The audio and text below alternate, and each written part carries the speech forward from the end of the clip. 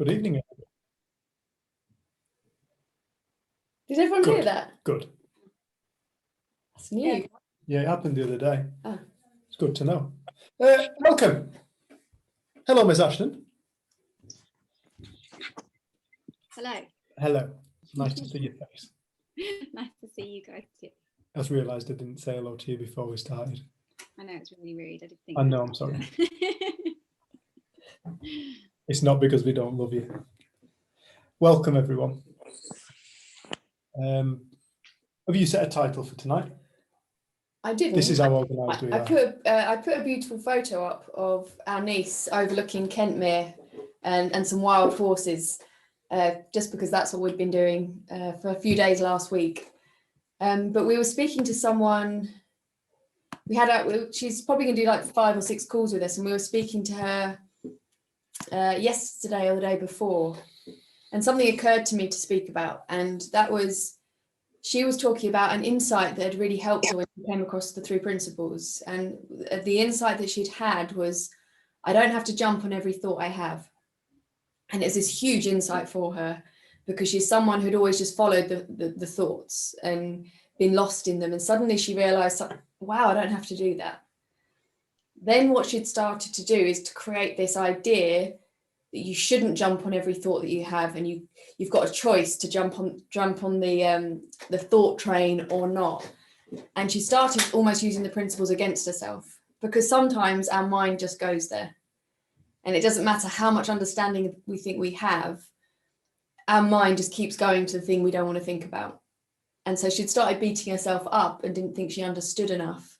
And as she was speaking, I could hear more and more of different things she said, that she'd started to create techniques out of insights. Things that initially kind of freed her and opened her up started becoming a thing she needed to do in order to feel better. And I kept seeing how that was then tripping her up in life.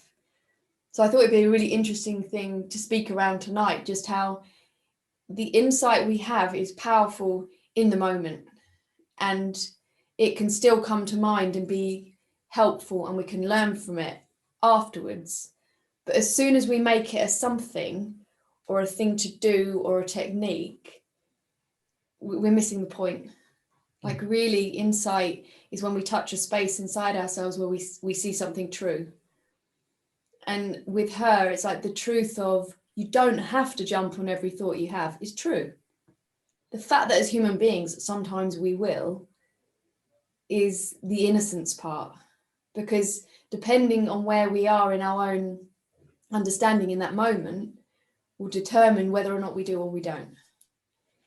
But I could also see how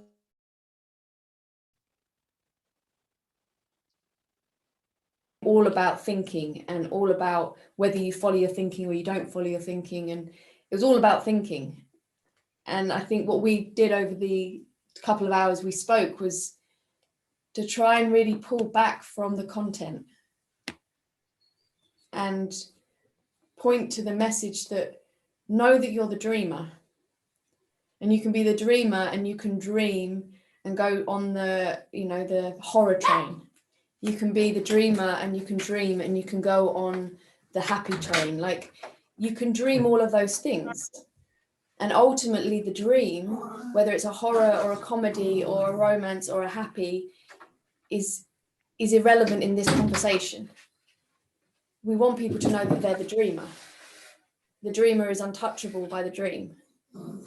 And the dream and the contents of the dream aren't where the power lies. It's not about having to try and change the dream to a happy dream, or a dream that we think is more acceptable. Or it was like, she had some horrible types of thinking, and then she would spend hours trying to get out of it and knowing it's just thought. And it was so interesting, because I'm like, I think you're almost in a worse state than just having horrible thinking and knowing nothing about the principles. Because it was like she was in battle with herself. So it's just something that we thought would be helpful to speak to and see if people have questions or their own experience of that. Because I can see how we kind of have an insight that helps us, and then we cling on to it and we hold on to it, and we make that the principles. Well, so that was just something really helpful to see in the moment.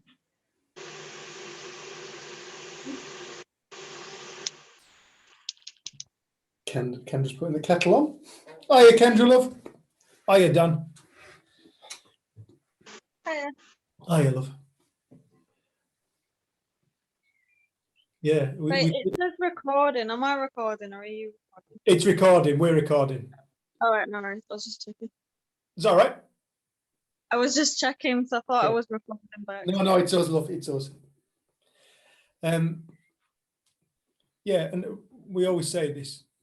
If anybody wants to say anything and they want to talk about something on this group and they don't want it being recorded, just say, we'll turn the recording off. We'll have the conversation. Once the conversation's over, we'll turn the recorder back on. So it doesn't have to go out into the masses. So yeah, just shout up. If there's anything anybody wants to talk about, just shout up and we can turn the recorder off if necessary. But it is one of the things that we see an awful lot. We try and make a distinction, Jenny and I try and make a distinction. You know, I'm feeling my thinking is a really useful thing for many people. But it wasn't really so much Sid Banks's message as such, it's an aspect of it. But it feels like sometimes that's what the principles has been condensed down into. We like to try and draw a distinction between thought and thinking. Jenny and I very much try our best to stay away from the word thinking for a reason. And that reason is when we start to talk about thinking, we've gone into creation. We've gone into what our mind's doing, what our mind does. But when we talk about the power of thought, when we talk about consciousness, when we talk about mind, we're talking about something that's fundamental before the creation or the formation of a thought or an experience. And this was, to me, this is what Sid Banks's message was. He was talking about, rather than looking at the content of our mind, which we're all trying to change. We're trying to change our experience of life here on earth because it doesn't feel nice. That's what this is all about. That's what we're all here for. That's why we all have these conversations. That's why I started looking into the principles or had it introduced. And it's why I went to see psychologists and psychiatrists. It's why I drank alcohol. It's why I used to punch people. It's why I used to have Tourette's and swear a lot and, you know, just do fucking stupid things. It's because I was looking to try and feel better in life. I was afraid of an external world. I was afraid of people. I spent a lot of time examining my thinking in the psychological system, studying my beliefs and all this stuff. But it wasn't until I listened to Sid and I heard his message. It's not real, I think, was the thing that hit me the hardest. It's not real. The reality we see is not real. There's no real reality as such. It's always up for grabs. It's an ever-changing, metamorphosizing event that takes place within organisms. And it's not something human beings invented. It's just what is. We can't take any credit for it.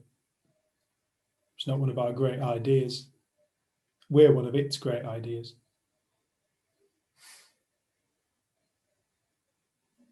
And it was through listening to Sid and going for a walk, as I've explained many times, and waking up and seeing the power of thought for what it was. On this particular occasion, waking up and rather than being all consumed with my experience, suddenly realizing, fuck me, it truly is, it's all one thing. It's all something we give the word thought to, thought.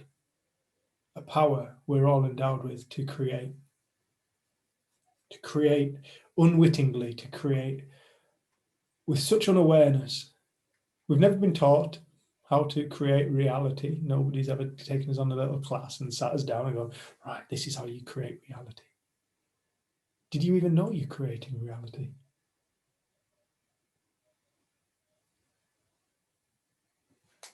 But nonetheless,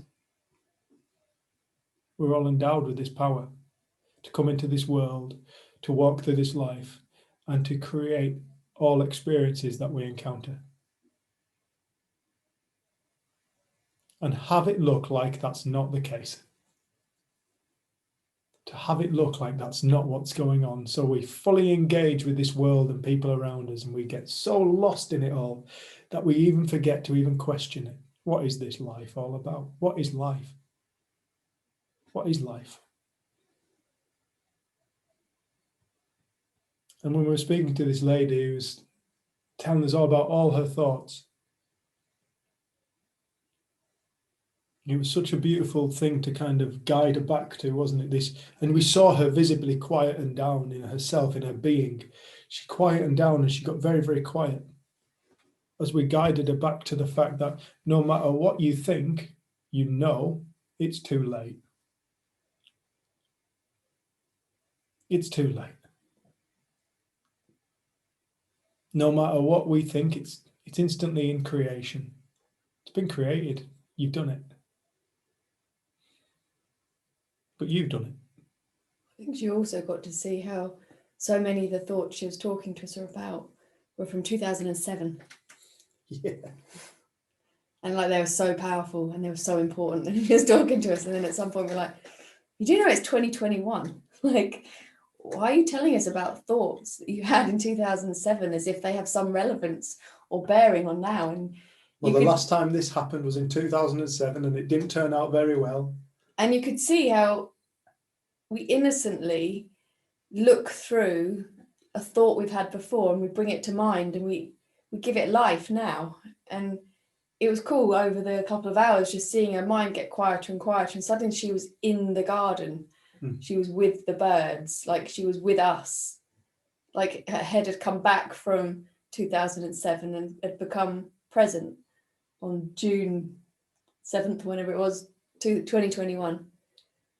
And it was so nice to see how when you get back in the moment, you're in alignment with what is and what's true. And there's a certain feeling that comes to us when that happens. And the discomfort and the struggle that trying to relive or figure out or know whether she'd ever be like that again. And that was what was creating the turmoil. But the turmoil was created because you're out of alignment of truth. You're living in a complete illusion. And the only reality, I think Sid spoke about the true reality, and he said that is what creates. And we can't know that with our intellect, because our intellect is creation. But it seems when we get present as human beings, that's when we feel that space. And the discomfort we feel when we're out of it is like, it's a wake up. It's a complete wake up. But we misunderstand it. We go into the content and we go to war with the content. Or we try and change it. When actually the feeling's just alerting us, wow, God, you're off on one. We've been out today and we've been in a cafe, and as soon as I'm anywhere like that, I start coughing. You can just see everyone looking at me and you're like, God, it seems really inappropriate to cough now. Yeah, it's more acceptable to fart nowadays in public than it is to clear your throat. It seems. Well, I loved it though. It's like you farted through the whole bloody cafe. I couldn't stop then.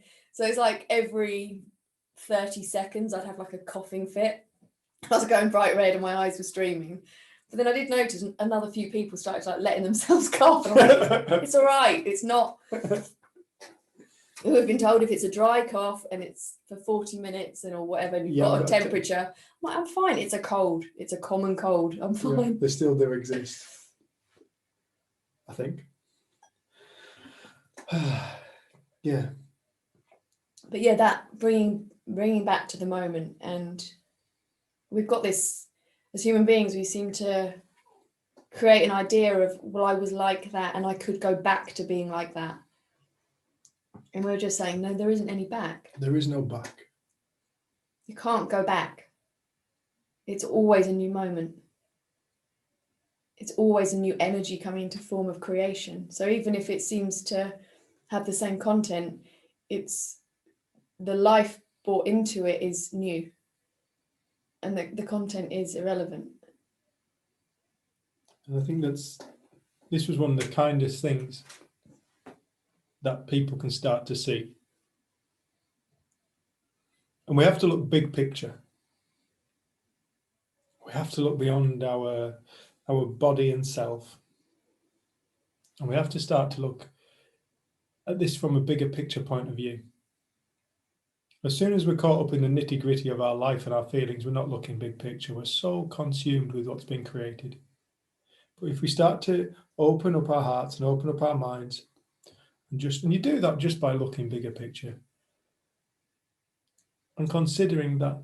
I remember I said this last night on your group, Paul, Menkind, when we spoke last night.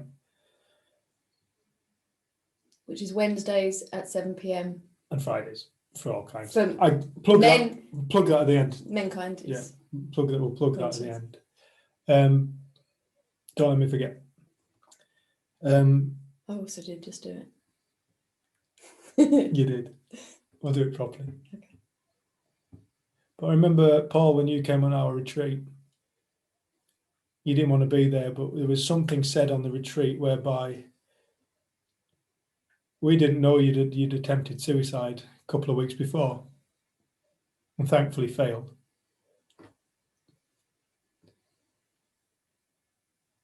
But the thought of suicide is born of exactly the same stuff as the thought of what flavour yogurt do I want after my lunch. Is born of exactly the same thing as, should I cut the grass today or not? Is born of exactly the same thing as, is farting more acceptable than coughing? It's all born of the same place. And when we start to get a sense of that, we start to get a sense that this is all one thing taking place, but playing itself out in a multiple ways, infinite amount of ways, infinite amount of ability to create a reality that we experience as true and real for ourselves. But it's always born of the same place, like a fountain within our being, the fountain of beingness that is forever just continuously pouring out experience after experience after experience. Our consciousness, hi Kel, our consciousness just generating experience continuously with zero effort. It's one of the most miraculous things you can start to get a sense of. Because when you start to get a sense of it, it's not that you can come to understand it, you cannot understand it. And the reason why you cannot understand it is because the moment you try and understand it, you are instantly into creation. It's instantly taken form. The creator has created, and we're now looking at what's been created. Too late. Again, we're back to it's too late. But no matter whether we're too late or whether we believe in this or not, it doesn't matter. This is happening for all of us right now. This is how it works. There is this stuff that we call life. You could call it consciousness, you could call it God, you could call it whatever the hell you want. The power of thought, you can call it mind. It really doesn't matter. You can call it Buddha, you can call it Allah, it doesn't matter. It's all talking about exactly the same thing, this force of existence that is coursing through each being that it has created and is playing itself out as a life, as a free-thinking organism that is free to create and choose as it so wishes in the moment. And this is the gift of life. Everybody is exactly the same thing. There is no separation in it. But it appears separate because it thinks individually, creates its own little character, creates its own beliefs, and sees its own reality.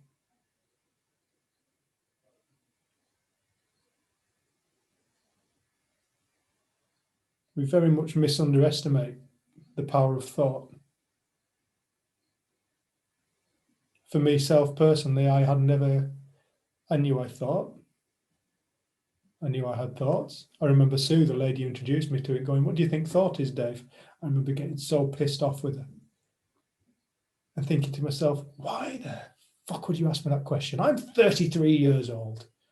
I'm a man. Don't ask a man that kind of stupid question. Ask a 4-year-old that question, what he's thought. And she went, "Well, go on then." I remember saying to her, "It's an idea." She went, "Well, very good, Dave. That's a use of thought. But what is thought? What is it?"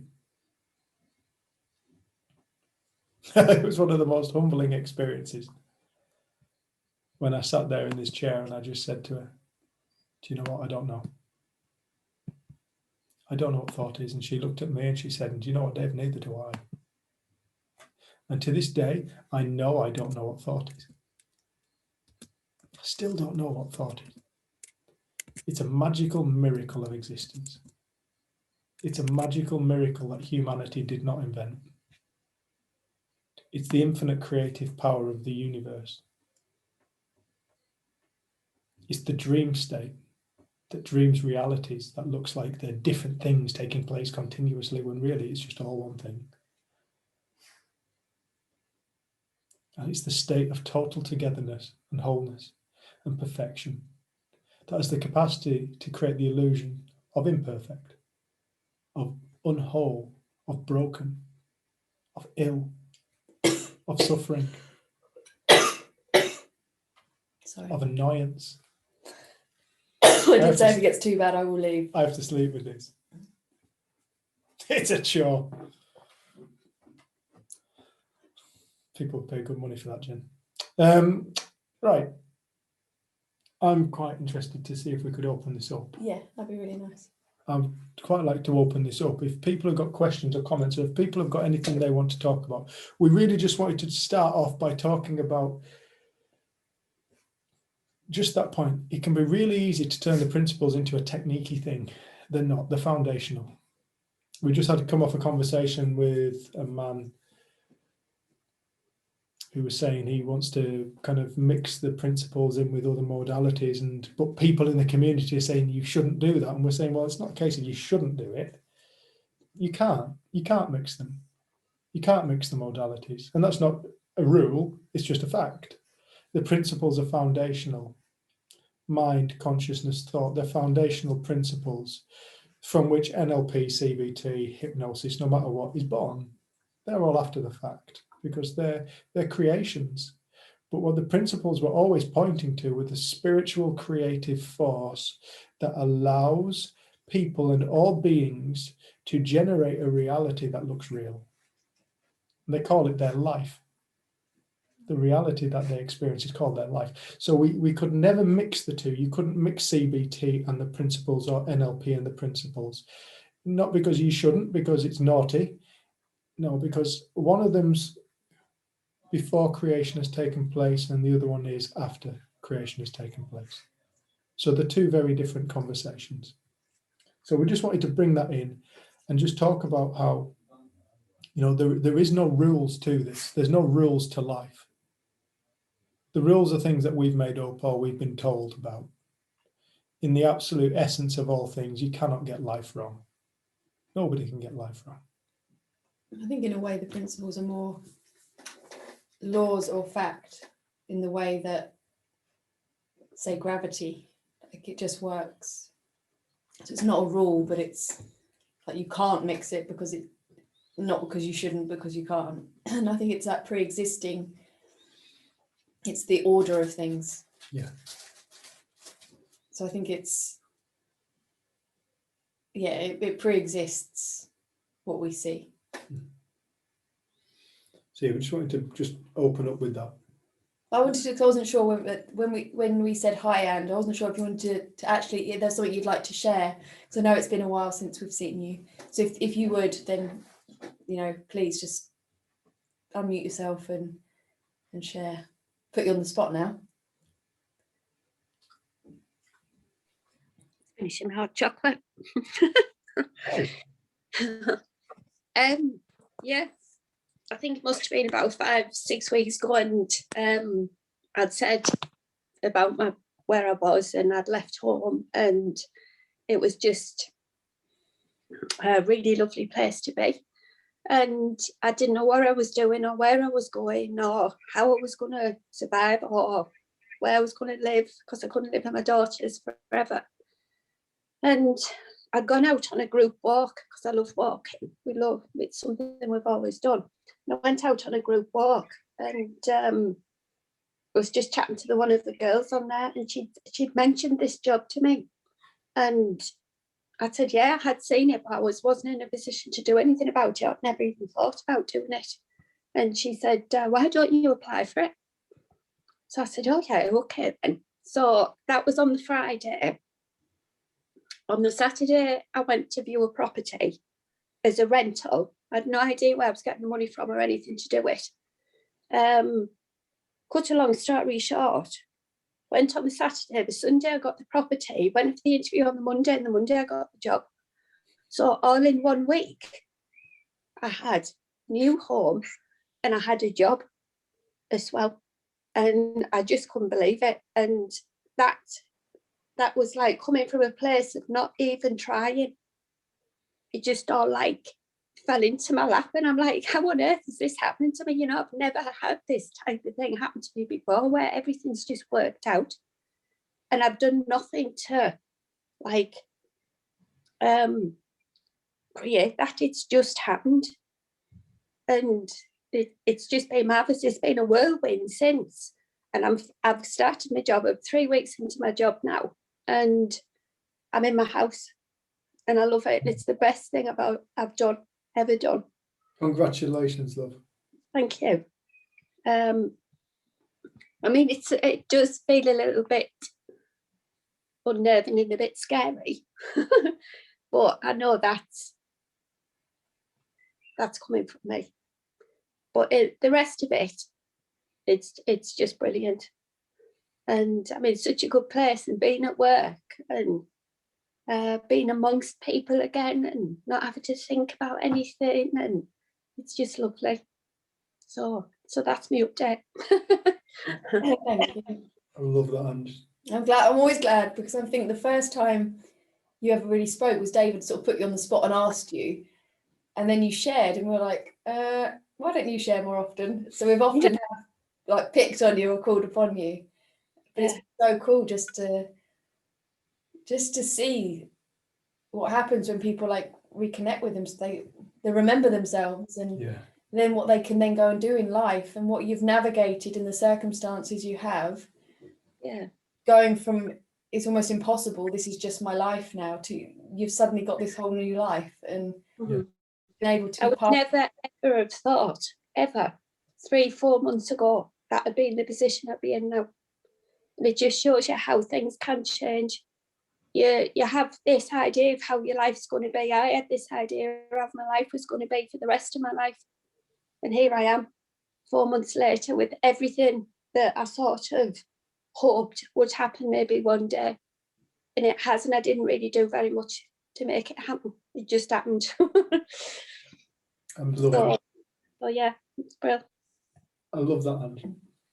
And this is kind of an unspoken thing among the principles, because it's kind of there's kind of unspoken rules of the principles. The principles have zero rules other than the fact that they have to exist.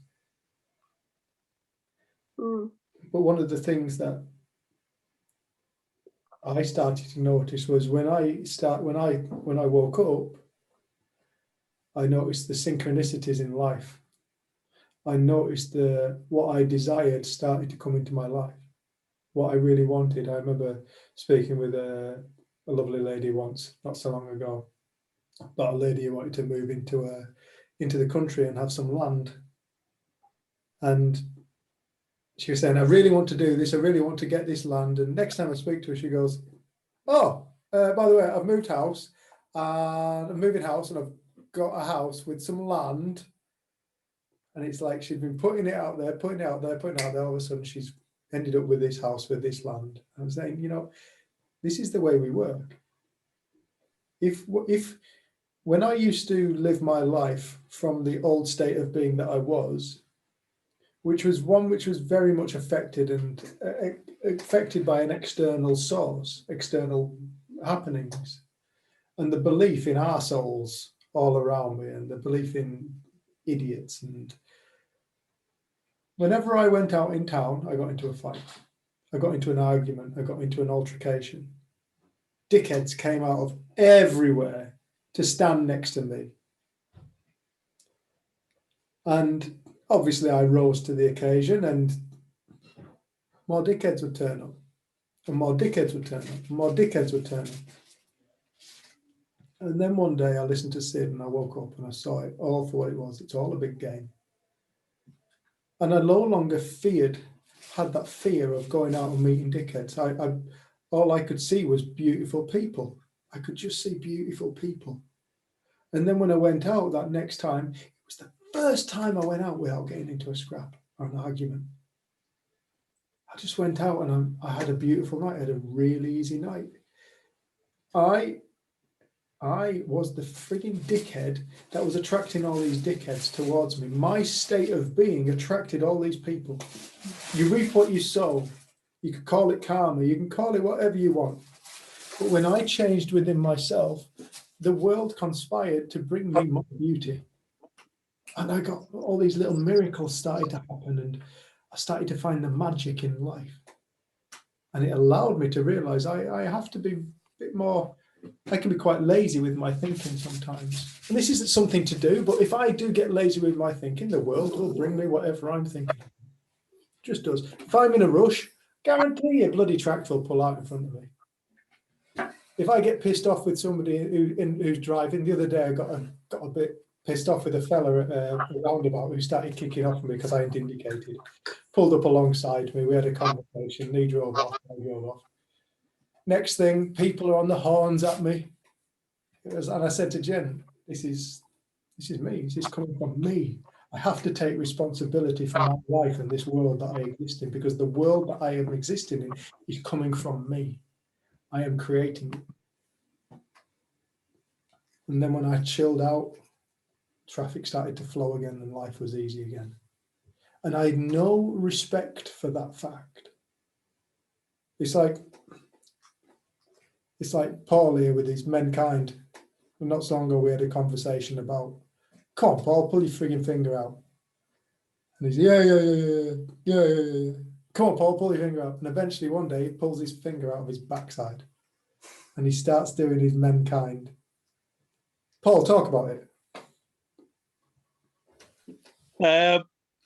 So yeah, I started the mankind. Those who don't know, I started my group like a year and a half ago. It was going great. Had a counsellor there because that's what I believed in: medicine, counselling. If you don't feel right in your head, COVID kicked in. The group's ground to a halt, but we'd already had some success with a young lad who was suicidal. And through the payments made by my group to a counsellor, it got him seen straight away. I bumped into him 3 months later and he had a full-time job. So everything was great. And then lockdown happened. But even through all of this, I still had a feeling that I wasn't right. I was broke. I was always going to be this person who was really angry. Like Dave, I would go around places, but I would actually look out. Not look to start any trouble, but I would look out to see if there was trouble so I'd go and get involved. Like some kind of weird peacemaker, like a really shit sheriff from a crap film. Like America. Yes, I was America. Yeah, me too. Well, bigger and better than America. And I had loads of fears, like fear of speaking, public speaking. Now, like, I don't shut up. I can see when I'm starting to bug people because I'm talking so positively and constantly over the last, like, kind of, especially over the last few weeks, because there's a lot happened, a lot. And we group ground to a halt, but I knew I was the right person for it somewhere. I had like the feeling that I'm the right person to be helping people here. Strangely, people listen. I've got no words of wisdom to offer, but people do listen. People stop and listen to us. But I still didn't believe in myself. There was still a big part missing. And then lockdown happened. It came to October. Foolishly, I listened to that yogurt question in a different way, and I acted upon killing myself. Thought it was the right thing to do. Through an odd thing that I've now discovered is consciousness of the universe. Claire, my ex, she woke up at half an hour after I'd taken these tablets. Different ends of the city. Like, as the crow flies, I don't know, 6 miles away from each other. She woke up in a panic, knowing I'd done something. So because of that, she phoned us, and when I started to drift off, she phoned an ambulance and my brother. So I got rushed to hospital. And that's how I'm alive. That's the only reason. And after that, she invited us to help her out doing some dog walking. I think she was just keeping an eye on us. And I was really confused by the suicide. Really confused. I had to work it out because I felt fine that day. And then within a split second, I decided, no, that's it. I've had enough. And she got us onto this Zoom call that I went on to just to shut her up. And the Zoom call was a 3-day retreat held by these beautiful people, Jen and Dave, which I owe a lot to. So much love for you because of that. Because it woke us up to who I am. I always knew I wanted to help people, but I always thought my only role in life would be to work with my hands as an electrician on building sites. Yeah, that was the only thing I could say I was going to do till the day I retired, and then the day I died was kind of figured out. Always going to be a dickhead on nights out who would be looking to see if there's trouble to go and get involved in.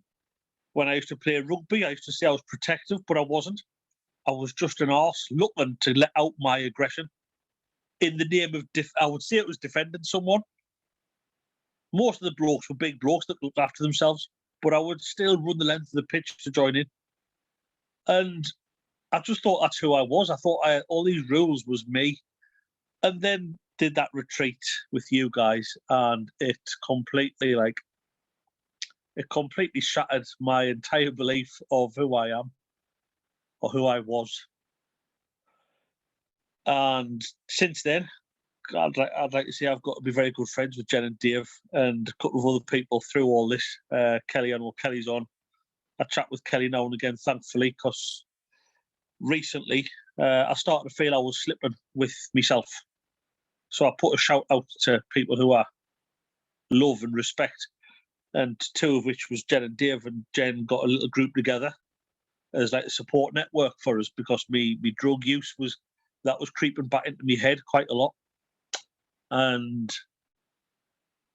all of a sudden, as soon as that shout out was kind of put out into the universe, and people were, I spoke to Derek, who spoke from Beyond Recovery, who spoke on one of the community sessions a couple of weeks ago. I spoke to him and I went, Derek, I feel like I'm wasting your time. I went, I feel like I'm like on fire. I feel unstoppable. And around that same time, Dave's been gesturing for me to get me group going. He's been kicking me arse and telling us, get it going, get it going. I've got people who'll help you from the rugby world who'll do talks for you. I've just get it done. And I'm like, yeah, I'll put something on, and it's never happened. And then about, I don't know, 3 or 4 weeks ago, I put a post out, and within just a little short video, because I'm embarrassed by me spelling and punctuation and grammar, so I just thought a video would be better. Did a little video, and within 12 hours, about 500 people had watched it. And it had like reached 700 people or something. And I'm like, pardon me language, like, what the fuck? Like, why are people doing this? And I was like, it's happening again. It's working. People are coming on board, and I'm like, I spoke to Kelly today, and I said, I think that the words I used were, I feel like my life is full. My life is completely full by what's happened recently. I used to do a lot of electrical work for a family member who's got some bars and a nightclub. And I used to do all the work there, and I was friends with everyone. But because of the environment I was working in, it was quite a dirty place to work for my head, because there was obviously late nights at work, there was drug use, there was alcohol, there was a lot of shit that I don't need in my life in terms of temptations. And I had a bust up with my cousin's business partner Thursday of like 2 weeks ago. And I walked out and I said, right, that's it. I'm not working for you anymore. And the next day, Claire, my ex, again, she got in touch with us and said, Paul, there's a guy I want you to meet. All right. So when I've told him about you, he's opening up a counselling cafe in Sunderland. And there's going to be a cafe at the front and these private counselling rooms at the back. He wants to meet you because of your Mankind group. And it's basically, after a half-hour chat to him, he's offered us a job there. He's offered us free use of the place for me group. He's taken on board all my ideas. He's wanting to look into the three principles now after he was chatting with Dave on my group last night. And I just feel like my stars have well and truly lined up. I didn't ask for it, but I knew I wanted to help people.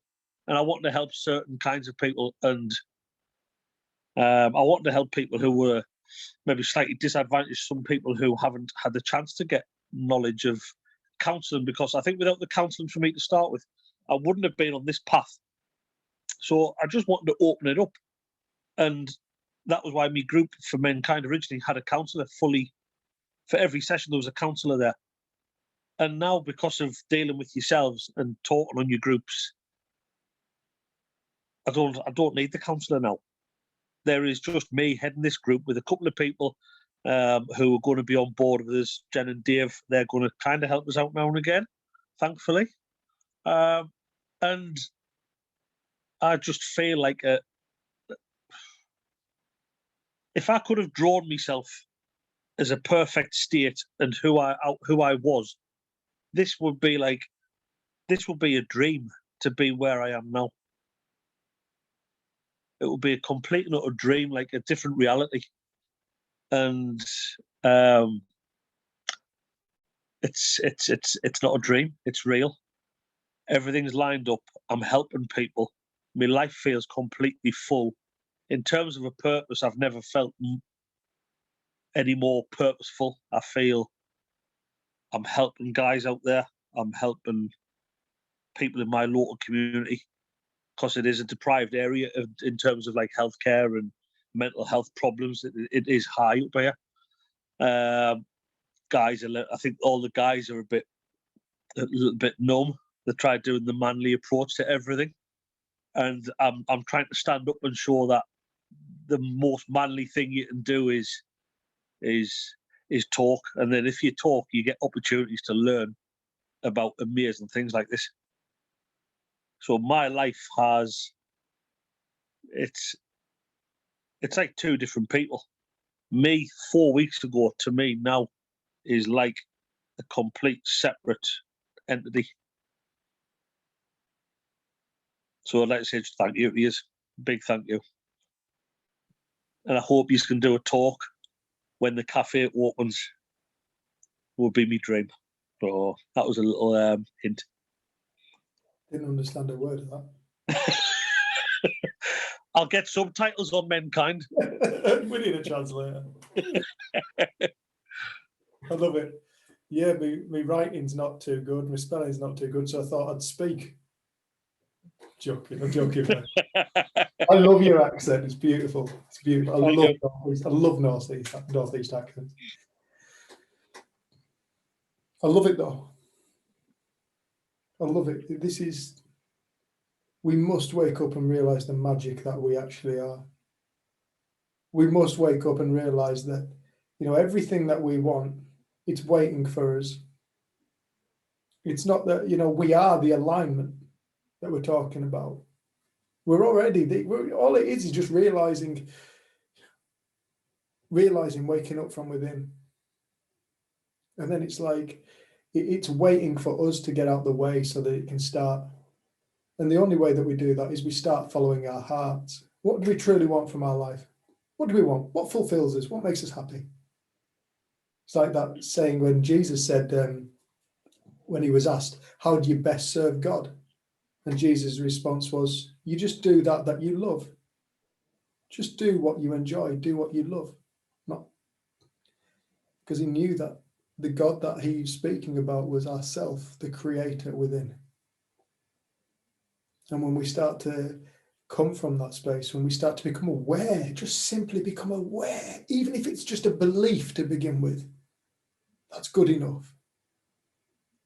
It's like when we start to become aware of that creator that we realize that we are, starts to bring in, pull in all the powers, and it starts to manifest stuff for us. And then we start to realize we are far more powerful. The depression and all the shit that I used to bring into my life was because of my state of mind. My state of mind brought hell into my world. It brought news articles that I hated hearing. It brought people that I didn't want to be around into my life. And it was my state of mind. It was my state of being. When my state of being changed, I attracted, in fact, I lost an awful lot of friends. They all went into just disappeared out of my radar. But in came a whole new group of people who were on my wavelength. And I still love the people who aren't on my radar. I still love them dearly. I've got so much love for those people, but the life changes. It's like we were talking to the 14-year-old yesterday, saying so often people think something needs to change for them to feel different. But we're saying so many kids we work with who are bullied in one school, who have then gone to different schools, keep getting bullied in the new school, and then they move to a different school and they're bullied. But unless something changes within them, it's a dynamic. And when they start to change, the situation starts to change. And I know that when we did some filming with women who had experienced domestic violence, they said they just kept meeting the same kind of guy over and over again. And then through coming across the principles, something changed within them.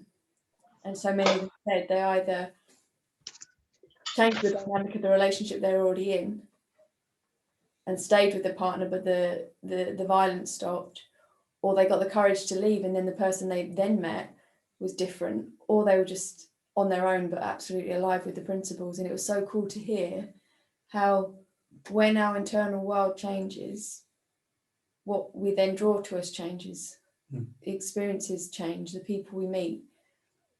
And I think when we spoke about this in South Africa, the feedback we got was people started feeling so powerful, because it can seem so daunting, like for Ange trying to think work, accommodation, money, how am I going to do this? Like if we try and figure it out with our intellect, it can seem so daunting to our intellect or our ego.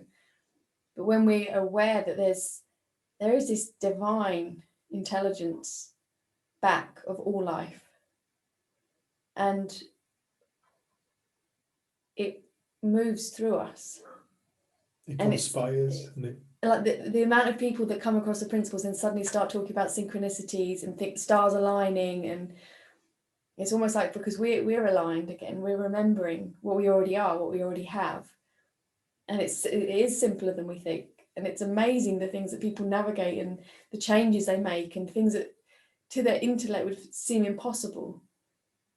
But just like hearing Ange and Paul tonight, it's like it seems impossible, but actually all these things have suddenly happened.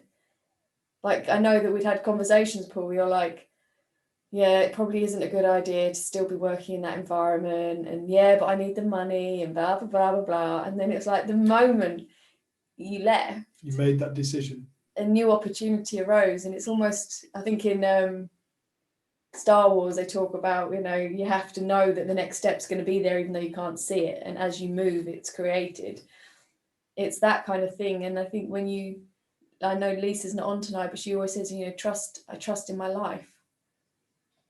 And I think that initially we maybe start to have some faith, and then we start to trust, and then we start to know. And it goes beyond a concept or a belief or an idea, and we just know. Life's always got our back. Life's always there. It's what we're built from. It is us, that intelligence. And some of the stuff we've been through, I don't even see that as life not having our back. I feel like there's learning. And sometimes there's experiences we go through which are for us to learn. And then when Paul shares now from his experience, it speaks to some of the guys that are going to come to your group in a way that I probably couldn't speak to. Like there's something about the way that you share that's going to hit people that maybe couldn't hear from me. And the same with Dave, and same for everyone. And I think that's the beautiful thing. Like we find our own unique voice. and it lives through us, and it doesn't have to be polished. We can write a blurb and it doesn't have to be correctly, you know, all the grammar and spelling, like, or we can do a video, but it's like, it's knowing that your desire is to serve and to be of support and love for people, and then everything's moved and conspired around you to make that happen, and it was just you getting out of your own way. Yeah. Like us recognizing the ego chat that we have about what's possible and what's not possible and what we could do and who we are and who are we worthy to do this, and then it happens. And I think it's been so nice to hear you both share. You want to say something back? Yeah, George. So I love what you've just said there, because there was part of us when you were pushing us, Dave, to open the group up again, and I was like, God, how can I, when I'm living the life I am, when I'm still thinking about using drugs, when I'm still contemplating like how I'm having to fight through life. And I've heard you guys both saying like about coming with love and you get love back. And I'd witnessed it, especially from some of the groups where I came on and I was maybe a little bit rude with people when I wasn't in a very particularly happy place, and I was kind of swearing at everyone and wanting to smash my laptop. But that recently has really kind of clicked into place. Like even the disappointing things that happened recently, like I had a group a couple of weeks ago, and there was just me, and luckily the guy who is opening up this cafe came on, and for a split second I got so disheartened. Then I just thought, but someone might watch this if I record it. Someone, or the guy who's opened the cafe, he might speak to someone now that because he struggles to talk. He does that manly thing. But now that he's been on this little chat, maybe he'll pass the word on. Maybe someone will just see one of the shares on Facebook. And I really have now got that little light bulb moment or the insight of, if you come with love, you'll get love. Previously, I used to come to the world with fight. So yeah, I'm going to get a fight. Whether it's fighting with drugs, whether it's fighting with just me head and thoughts, whether it's fighting with someone who thinks they're better than us on the rugby pitch, which obviously they're not. Whether that's a fight, if I'm going to come at the world with like a bit of an arsehole attitude, I'm kind of going to get a bit of a shitty one back, and I do see that now. So yeah, so again, just thank you. I'll always be so appreciative to your words. Oh. Do you understand any of that? I'm going to mute myself. I'm so upset. We were speaking to a young lad yesterday, and this he was desperate to get into a gang. When we first started speaking to him, his mum and dad were just mortified. He's exceptionally comes from an exceptionally wealthy family. He was into his drill rap, which is just god awful music. And his mum once caught him balaclavering himself up to go and do a drill rap on the green in this little Suffolk village. Balaclavering himself up to go and film his drill rap as though he's on the streets. Bless this kid. I love him. Speak to him yesterday, and he said, why have you asked to speak to us? And he said, because what you said has actually changed my life. It's been about 1.5 years since we spoke to him. Yeah. And we're like, really? He's like, yeah. And we got talking to him, and he said, I realise now I just want to help people. He said, the gangs were always trying to get me to do things I didn't actually want to do. I had to do it. Carries around a big knife and all that kind of stupidity. And I said to him, why do you want to help people, mate? And he said, because it makes me feel good. I said, simple, isn't it? Simple. When we're kind to people, we feel good. It's that simple. when we're kind, when we just connect with an individual and we just flash them a smile, you feel good. And this lad, it's like talking to, I said to him, I said, this is like talking to a man now. I'm listening, talking to a man. I'm not talking to a kid who's lost in his ego, trying to be a big somebody. I'm talking to a man who's put his ego down and just wants a nice life. Because that's, again, back to the beginning. That's all we're looking for, is a nice life. How do you find a nice life? You must start with love. We must start with love. Because a shit life's made out of fear. And a good life's made out of love.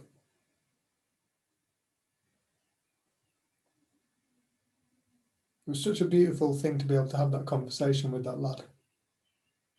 And to watch his heart open and to be there as he spoke about these things that he wants to do.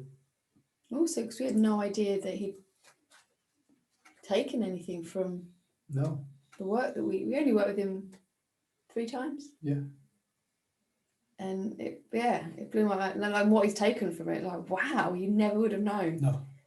that he'd heard that and it had impacted him, and actually he hadn't been kicked out of any more schools in that time. Yeah. But it was cool just seeing something, like you said, 14 years old, and you're waking up and you've seen something about your ego, and you're like, I was 33 when I started to like. That's when I kind of turned into a man. When I Well, was 33. Yeah, no, debatable, admittedly. But it was when I grew up and I started to take responsibility for my own life and my own reality and my own actions, and I stopped blaming people for making me feel upset. Stop blaming people for hurting my hurt feelings. I'm in charge of my own life. I can't blame an external source for how I feel. I'm generating it. Where am I coming from? Am I coming from love? Am I coming from fear? I don't get to live a life of love continuously. I get to experience all kinds of experiences. That's life.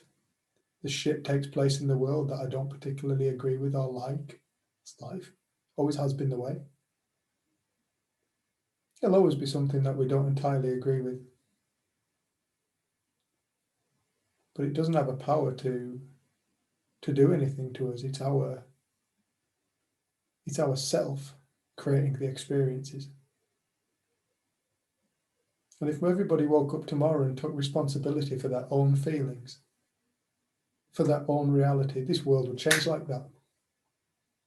It would be forgiving. It would be loving. It would be understanding. It would be accepting, and it would be all encompassing. It's all it needs to change a world, is to change our world. How do you change our world? You start to wake up. You stop looking at the world. You start to become aware of the inner world.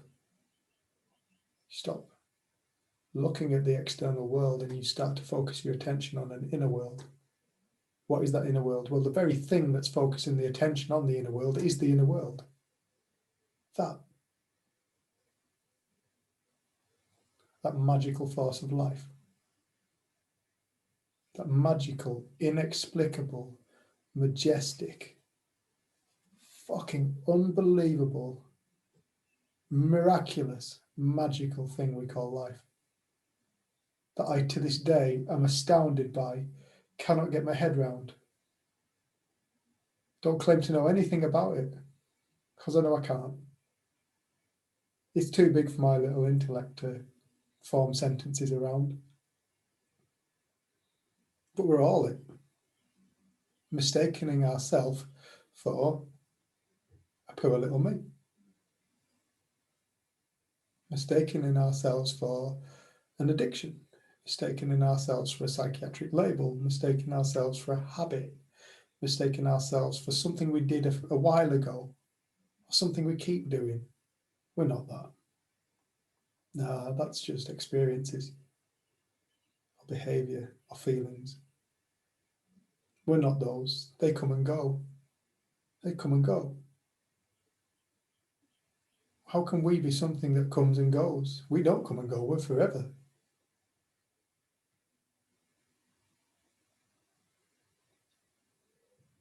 why in Buddhism and Hinduism they say, in order to find peace, you must see beyond the ego.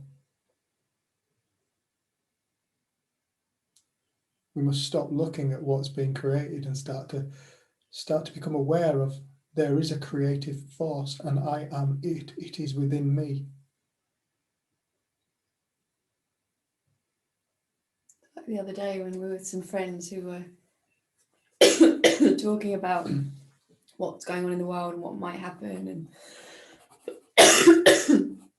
and I don't know, my mind just drifted, like completely zoned out of the conversation, and we're sat in this amazing garden and there was all different kinds of bird song. There were like little feathers falling down, seeds, insects, and then I could hear the hum of the bees, and I just thought, right now, like this is so beautiful and perfect. I'm like, but I then almost like zone back in and I'm like, but you're living in a really scary world right now. We sat in the same garden, but you're sitting in a really scary world. And I've just, for whatever reason, blissed out for a moment. And I'm finding more and more, like, a bit like Paul said, he thought he had to almost not think about doing drugs or have that kind of thinking before he could help other people. It's like, yeah, let me sort me out and then I'll try and do good stuff in the world. And it's like, actually, when we start sharing what we've already seen, we hear more, we change more. We don't have to like do anything to ourselves before we're worthy of sharing. We don't have to rid ourselves of negative habits or feelings before we can share. It's almost just like Paul got over himself and he's now got two groups, like Wednesday night and Friday night. The Xander, I see you had your hand up for a while. I'd love to hear from you. Sorry, Matt, I only just saw it just then.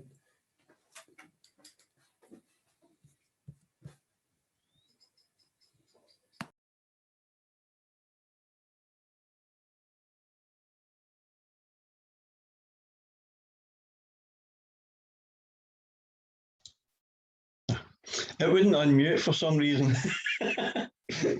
Okay, so can I, this thing that I want to talk about, can I ask you to pause the recording?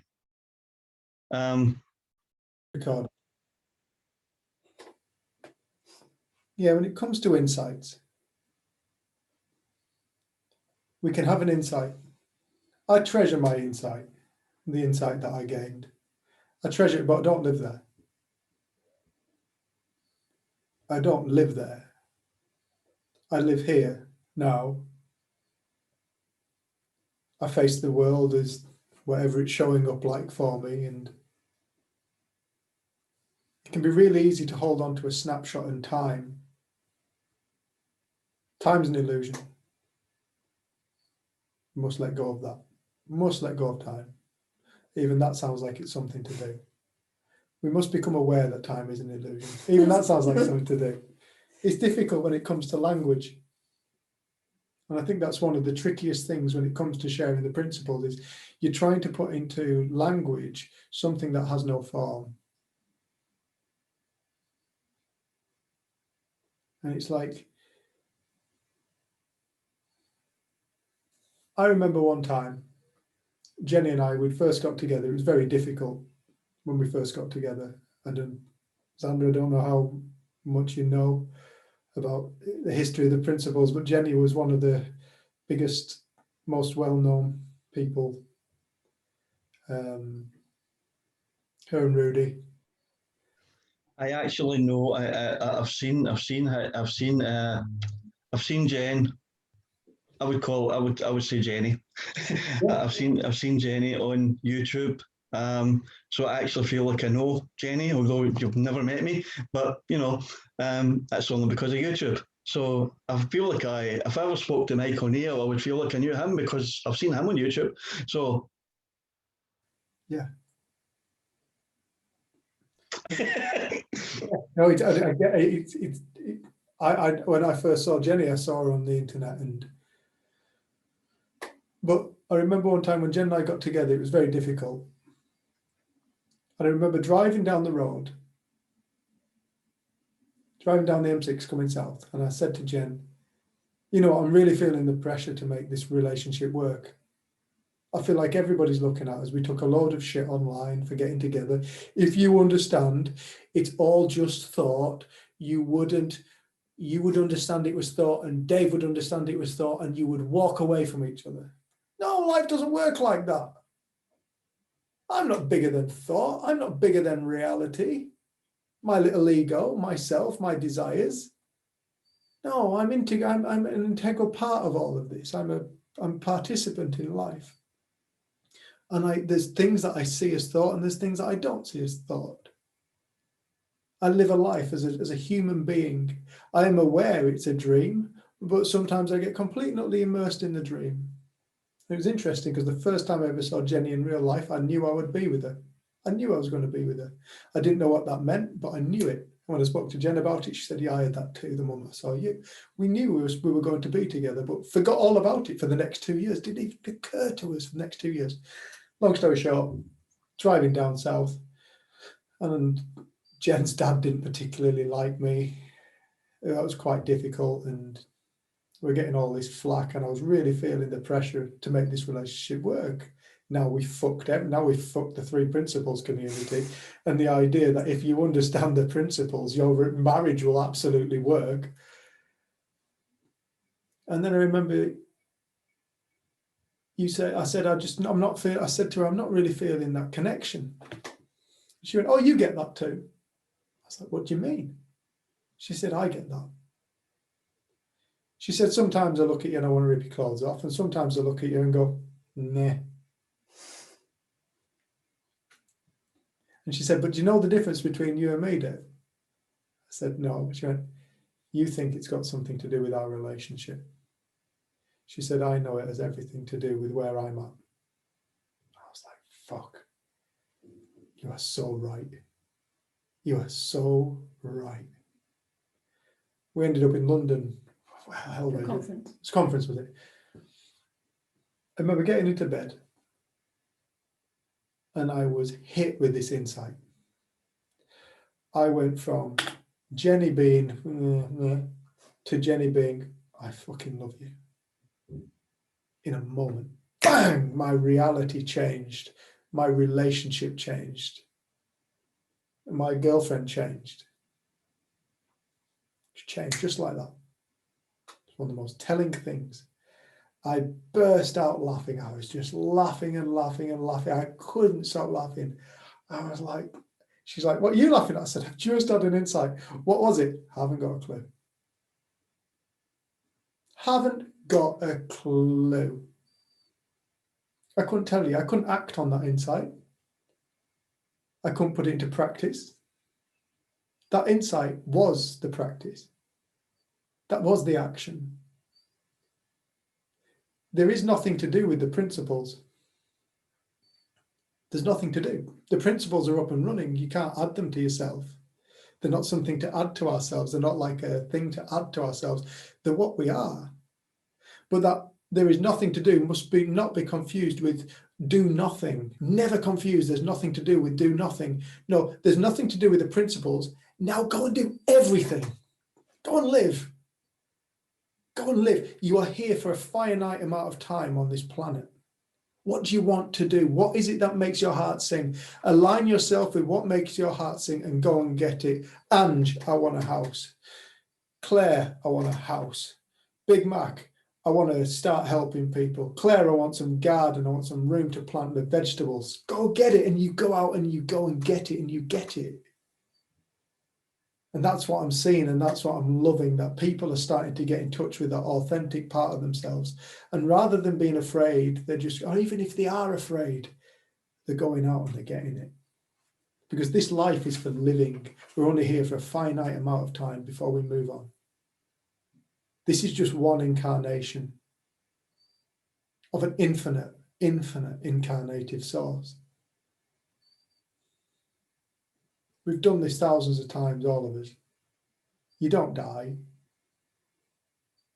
Death's just a frigging movement. but so's life. Really, there's nothing to be afraid of in this life. There's nothing to be afraid of in death. It's all one thing. You can do what you wish. I like to have a quiet life. I like to have a nice, quiet, simple life. That's what I like. But to the next person, they enjoy the drama of all this and this and this and this. My sister goes fell running and walking mountains every single day practically. I can't be asked to do that, but she loves it. I'll do it every now and again. I like looking at a flower, like looking at a beetle. That's me. We're all different, but we're all the same. Same, but different. If anybody's ever been to Thailand and seen the t-shirts. Same, but different. Same stuff, but different.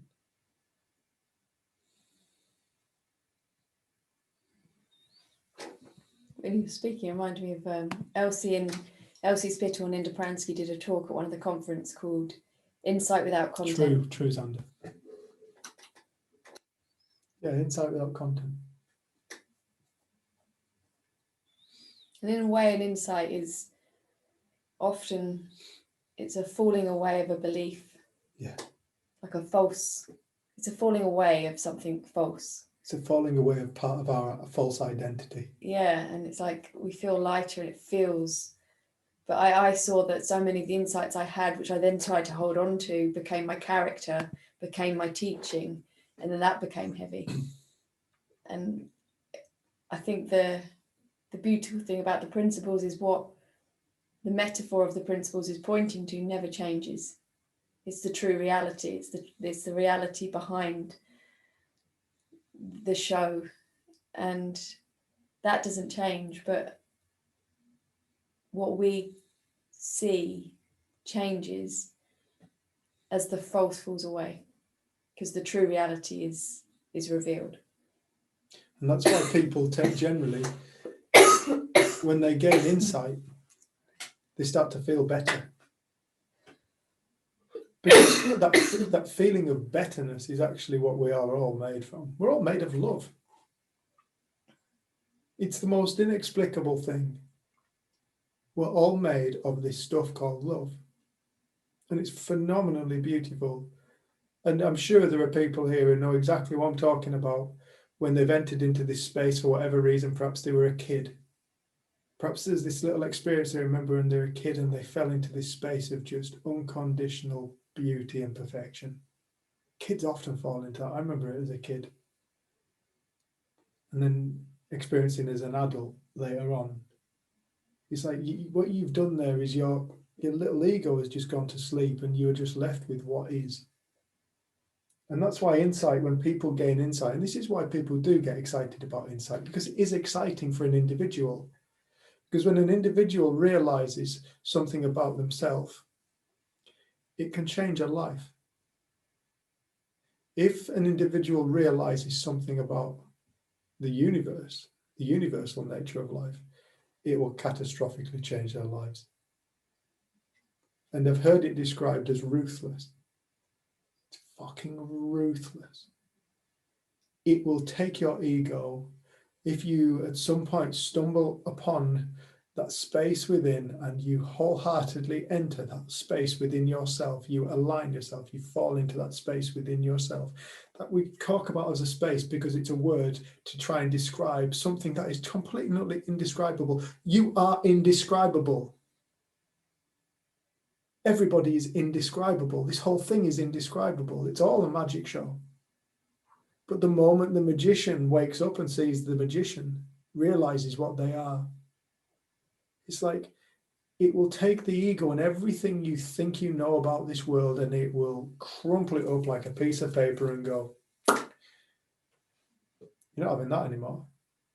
And you will stand there naked in yourself.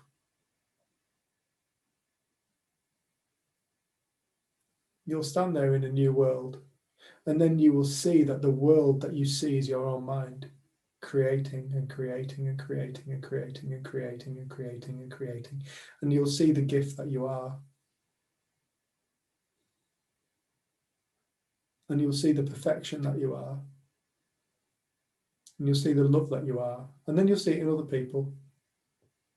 And you'll meet that love in people more than you will meet the hostility.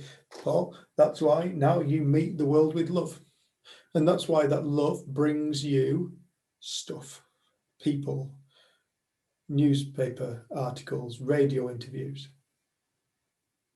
And it's why it brings you jobs. It's why it brings you a house. It brings you the finances to do it. Claire, it's why you got exactly what you wanted.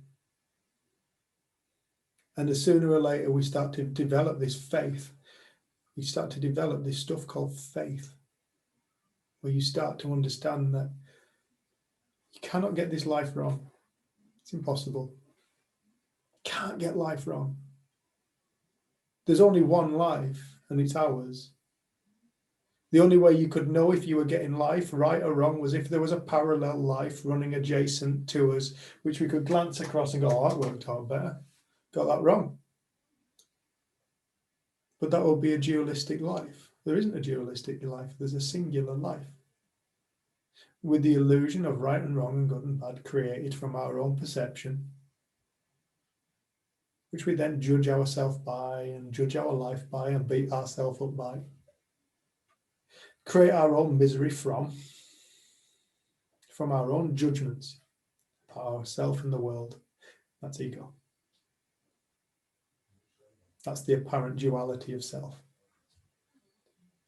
One self is real, the other one's an illusion. The one that's real isn't the story that we tell people. The one that we introduce ourselves as. Ah, that's a character. That's the character we've adopted throughout our life. Made up of the beliefs of things that people have told us and we've read and we hear and things we've thought about ourselves, perhaps from a very young age. You know, that's the story. None of us are that. That's made up. I'm not good enough, made up.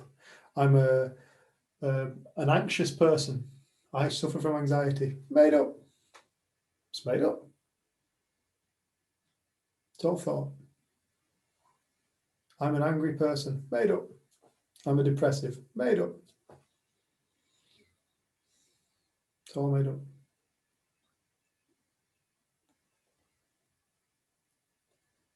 And we often talk about this point as well because we think it's so important. A man once said to us, I want the freedom that you have, Dave. Forgive me if you've heard this.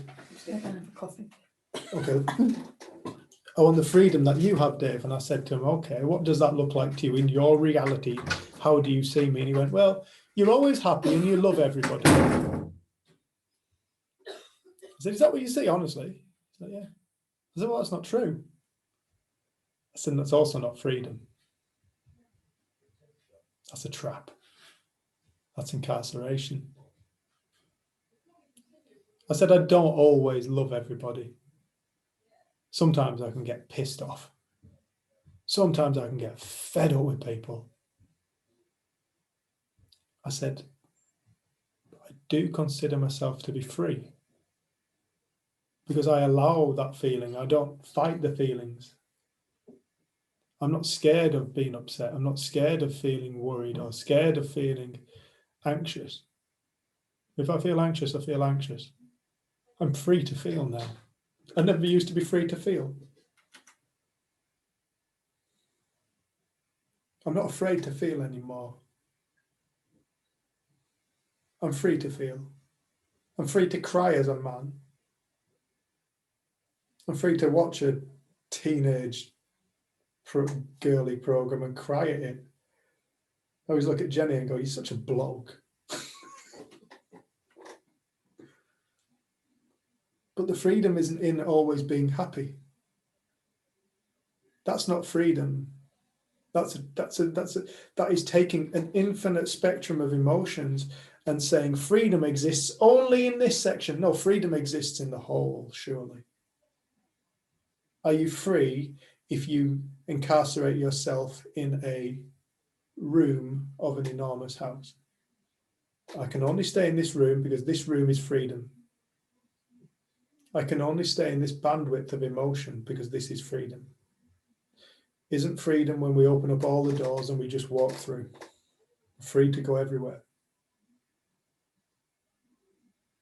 When we understand it's all born of the same place, what decides what flavor yogurt we want is the same one that thinks about suicide. It's all born of the same thing. You realize that all emotions are the same thing too. It's all part of this dance we call life. And this temporary, momentary, in the moment experience. And as we gain insight, we start to undo the bullshit that we've been telling ourselves and accumulating. And our hearts start to open, our minds start to open, and we start to see bigger picture. Rather than looking around on the ground, trying to find the gate out of the field, by looking in the grass for the gate, you stand up and you go, oh, the gate's over there. I can walk out of here now.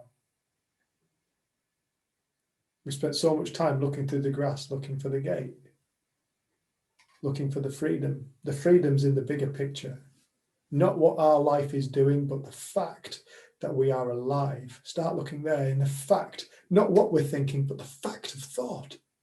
What is thought? What is this miraculous stuff? What the fuck are we that we have this capacity for thought?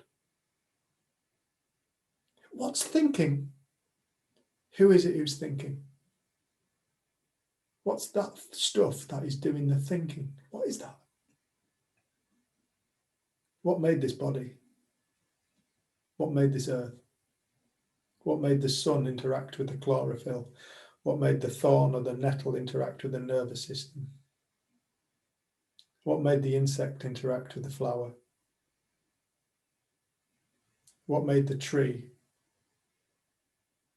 give out oxygen and taking carbon dioxide as we give out carbon dioxide and taking oxygen? What makes the little bee orchid that we saw today resemble a bee?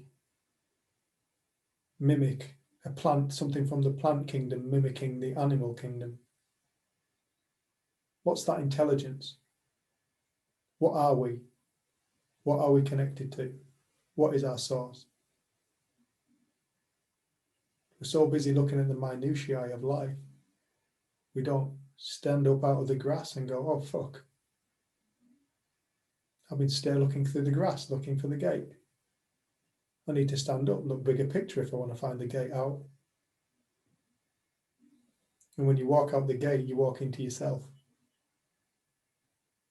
You stumble across what you truly are and you realize it's nothing you can put into words. Words are too late. They're too confined.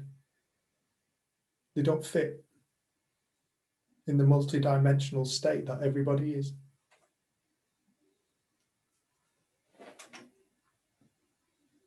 And energy. Oh, I'm an energy. What's energy?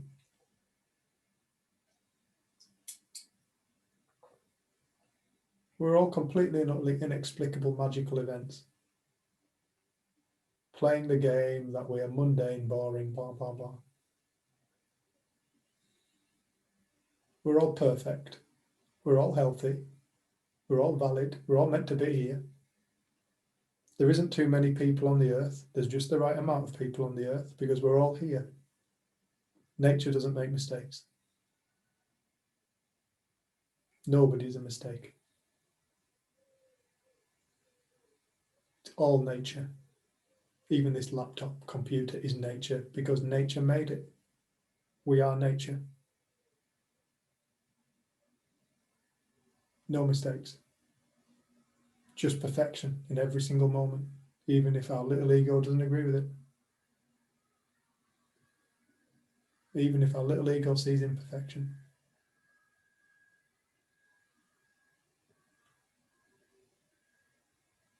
I don't always see that. But thankfully, I have seen it, and when I come back to it, I realise it's true. Life just becomes easier again. This is what it's all about. It's all about starting to understand life. That's what the principles were pointing to. Start to understand what life is. The three spiritual principles of mind, consciousness, and thought. All of it's spiritual. You are spiritual. Whether people like it or not, they're spiritual. Spiritual is just a word to describe the unspeakable, the inexplicable, the magical, the everyday, the normalness of life.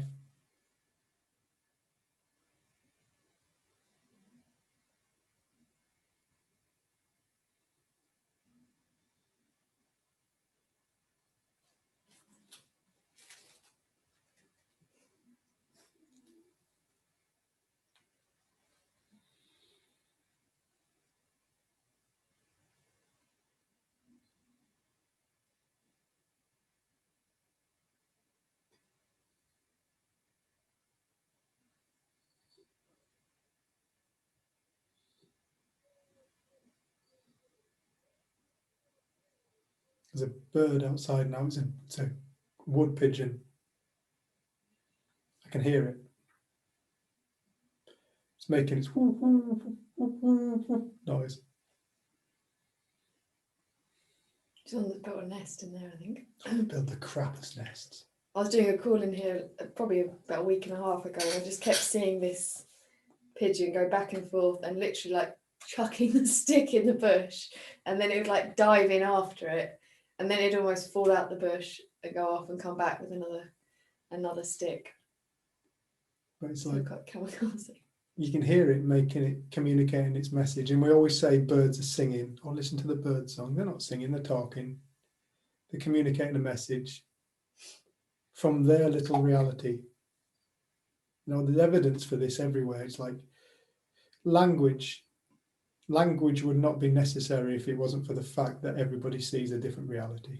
We wouldn't need language. We would never have developed language. The only reason why we developed language, so one reality could communicate to the next reality. Because if there was a true reality outside and it was an external world, there'd be nothing to talk about. We'd all see the same thing. There'd be nothing to communicate about. We'd all already know. It would be reality. But then it's like you listen to the birds talking their message from one being to the next being. The birds are individual, separate realities too. The insects are individual, separate realities. An ant in an anthill, on an anthill, no other ant in the history of time has ever experienced that ant's reality. There's no two ants in an anthill that experience the same reality. This consciousness, mind, thought stuff runs through all of nature. It is what nature is built from. It's built from intelligence. What is intelligence built of? It's built of thought. This whole universe is built of thought. That's why the mystics say that the universe is a divine dream. It's all built of thought. It's all an experience. That's what the universe is. It's bigger than humans. We're bigger than humans. What animates us animates the beetles, animates the fungi, animates the bacteria, animates the plants.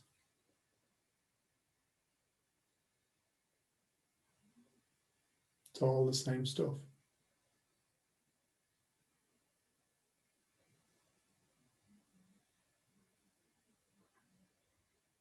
I stopped doing tree surgery when I realised that trees experience. They're consciousness. What is consciousness? Well, consciousness is, another word for that is awareness. What's another word for awareness? Well, it would be experience. What's another word for an experience? Reality. Plants are conscious. And therefore they experience a reality. Each of them. That's why you notice they don't grow into each other, they grow around each other. If you look at a woodland, you generally see the trees don't touch. Because they're aware of one another, they're intelligent. This intelligent stuff runs through nature. We are nature. No mistakes. Just the ability to separate ourselves from it. And that separation from it is just a thought, a belief. A belief that is quite destructive. Because when we separate ourselves from one another, it's easy to destroy each other. And when we separate ourselves from nature, it's easy to destroy nature. But when we realign ourselves with the fact that we're all one, destroying ourselves and destroying the natural world makes zero sense. We must find ways to work it out and work together. Like a woodland. Like a woodland cooperates to create aerodynamic shapes in which all the trees are safe. They all work together. Individually, they work for the betterment of the whole.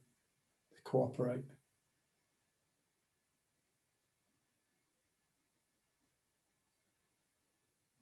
Humanity has been so lost in its own illusion of reality, it's not seen the wood for the trees. And it's through conversations like this that we start to see it. And it's through conversations like this that the world changes. Because as we change, the whole changes. We are the whole. As you wake up, thousands of people around the world wake up.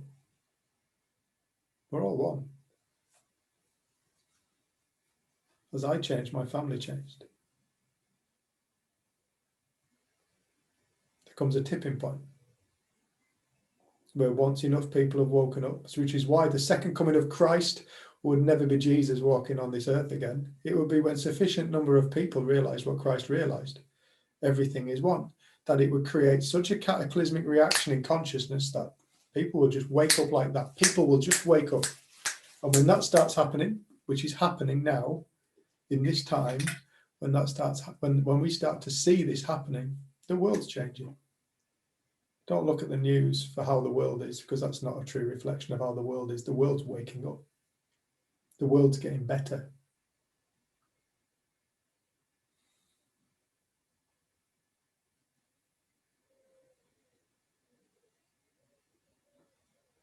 The world's getting more connected. The world's starting to see the idiocy of the way we've been living for too long, separating each other through class and colour and religion. People are waking the fuck up.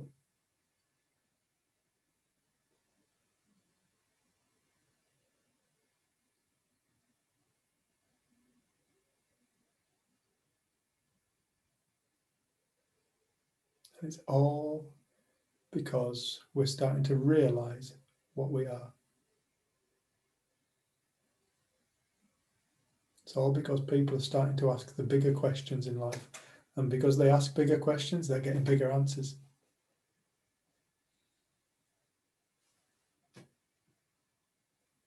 As they start to ask these bigger questions, they start to get bigger answers. The life becomes easier and more synchronistic, if that's a word. Synchronous? Synchronistic. I'm looking at Claire Ashton because she looks like a woman who speaks good England. Synchronous? Synchronistic? I'll ask Paul. No one.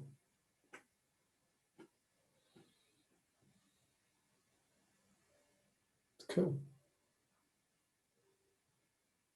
We're such lucky people. And we mustn't forget that. Because there's people walking around this planet so blind, they don't even know to question. So asleep, they don't know there's a possibility of waking up, let alone going looking for it. Starting to explore the notion. They will wake up in their own time. Because all it is just realizing what we are.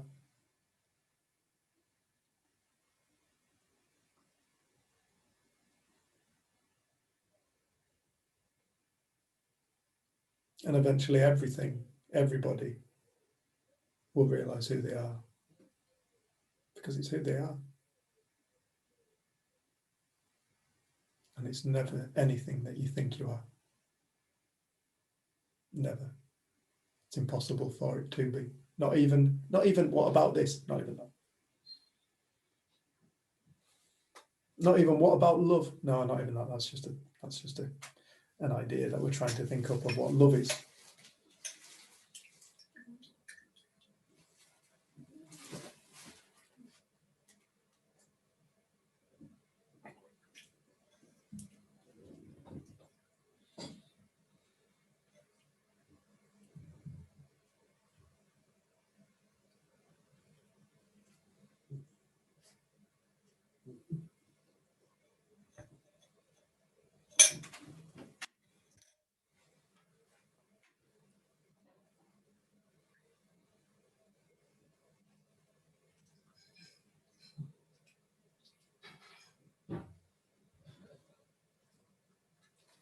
light is so proactive, you know.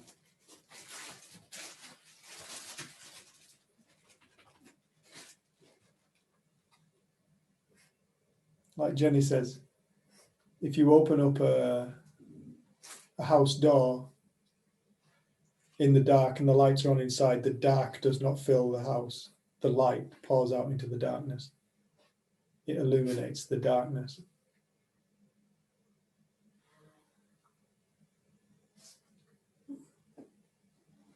As we start to wake up within ourselves, our darker sides of self start to diminish.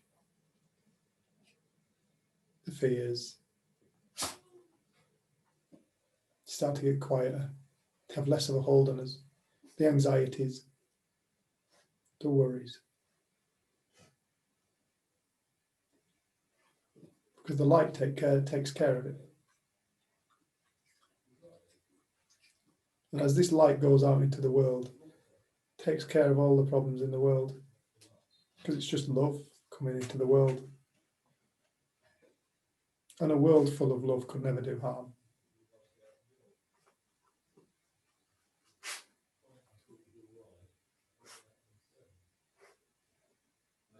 Like a heart full of love could never do harm.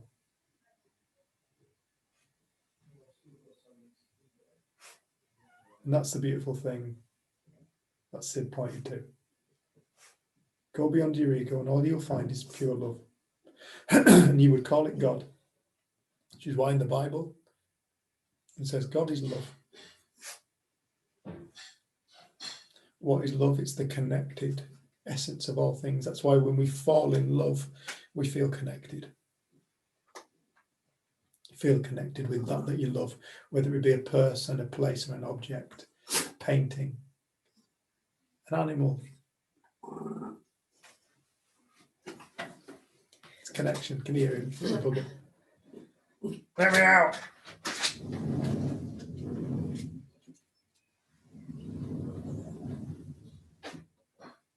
See, we're made of it. And that's where we go in search of it in our lifetime. That's why we go in search of love.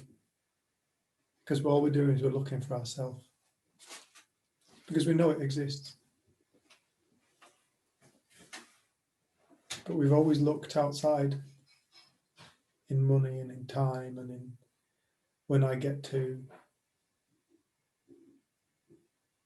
when that person comes. We've never looked inside ourselves.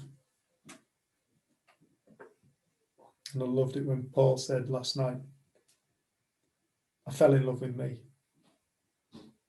And he didn't mean in an egotistical way. He just fell in love with himself. He found love, and it was already him. He was always that. Just playing the fucking game of not being that and being something else. And that's cool too.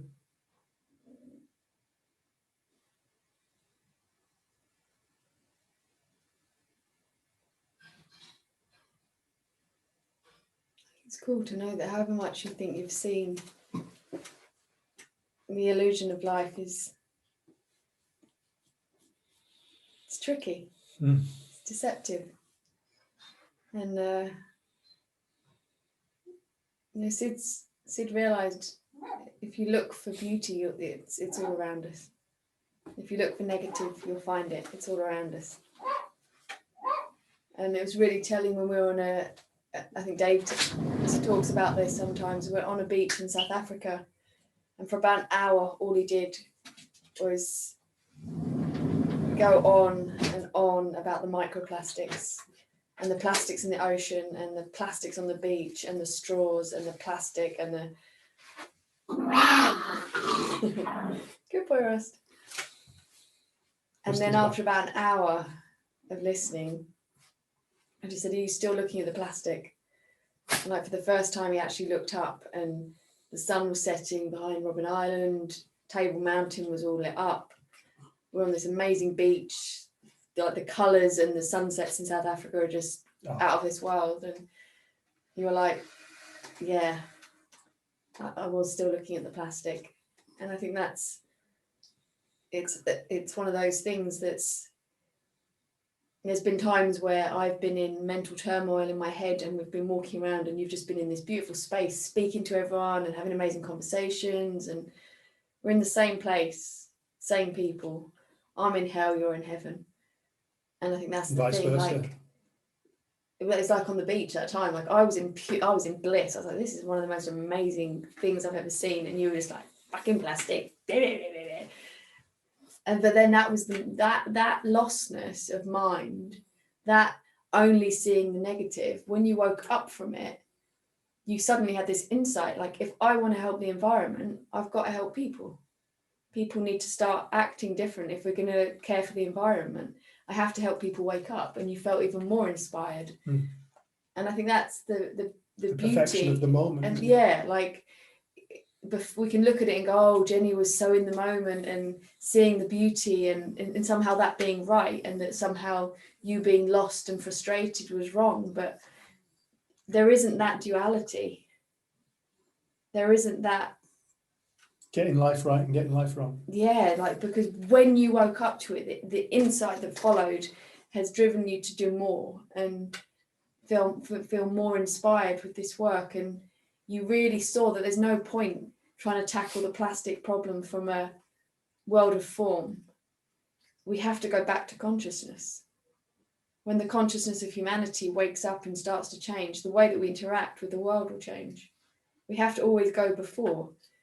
And the same happened when we were in South Africa, and we'd just seen a couple of homeless people, and the lady, the wife, didn't look very well, but she had no pants on, she had no clothes. And you said, can I give them some money? So you gave them what you had in your wallet, and you got back in the car and said, can I get them some food? And I said, just whatever you need. I'm not sure if this is the trip when you'd forgotten I don't think it was the trip. It's the first trip.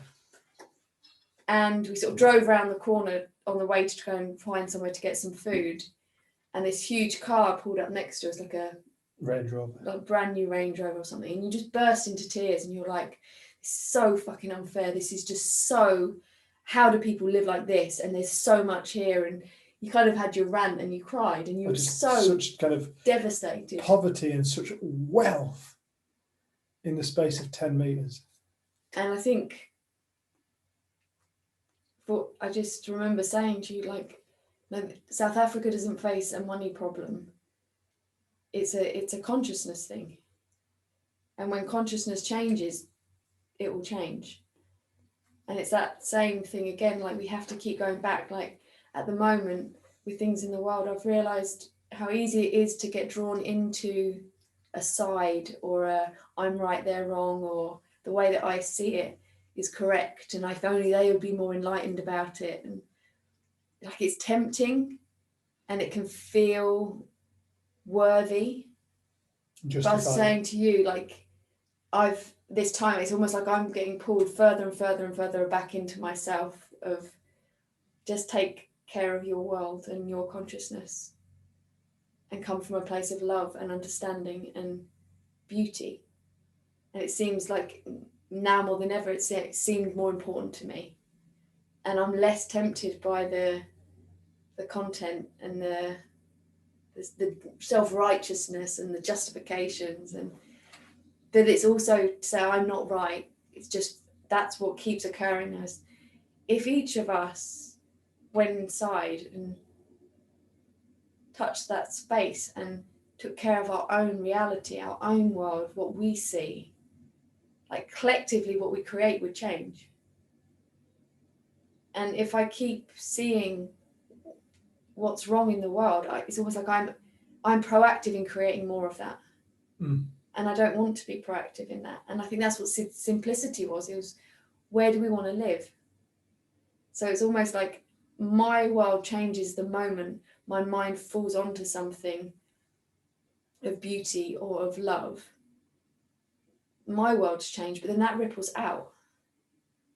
And on these groups, sometimes at the end, we've been doing between a minute and 8 minutes of, let's all just sit together quietly and send love into the world.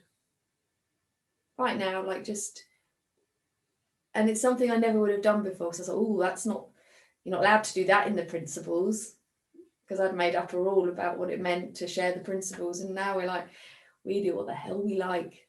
and we share what stories we like, and we do what we want. And one of the things we're going to hopefully start next week is we've just got funding to go out to the Congo, and we'll run a program for the Congo in Burundi 10 days before the first lockdown. So we haven't been able to physically get there, and looking at the restrictions at the moment, we won't be able to get there earliest 2022, if at all, for a while. And we've been having conversations with Godel, who many of you know. I'll put the link up on our Facebook page of his interview because it's stunning. About, well, we can't physically get to the Congo. The internet is so shit, they can't do things like this. What can we do? And the thing that came to my mind is, well, what if we could get as many people as possible to join up on a call like this and send love to the Congo, send peace, send Intention beauty. of love. And it's like, that's what we can do right now. And even if it's just for that time, we all get to sit there in a beautiful feeling, then that's cool. If it has an impact in the Congo, then that's cool.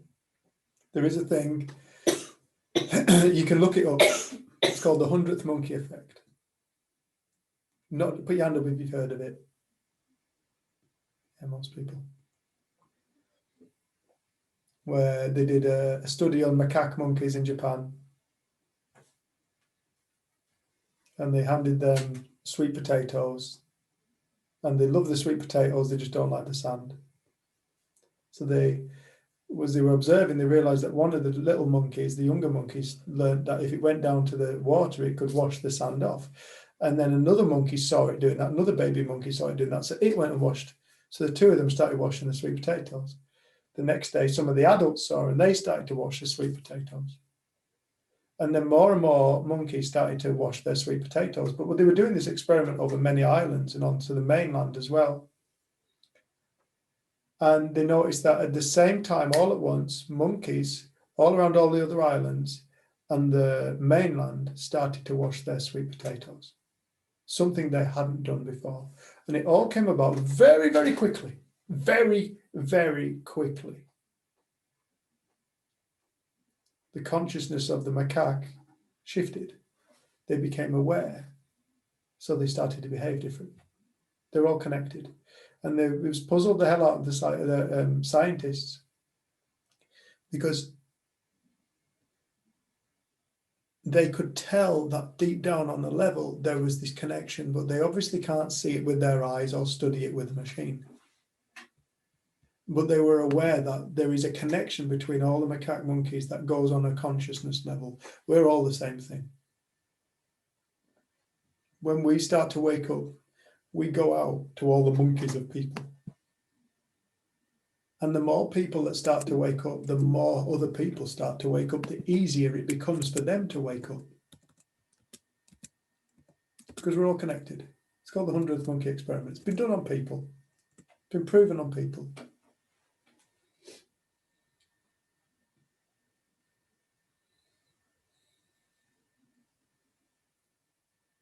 And it's like, it can be really easy to be tempted to get drawn into the fightings of the world,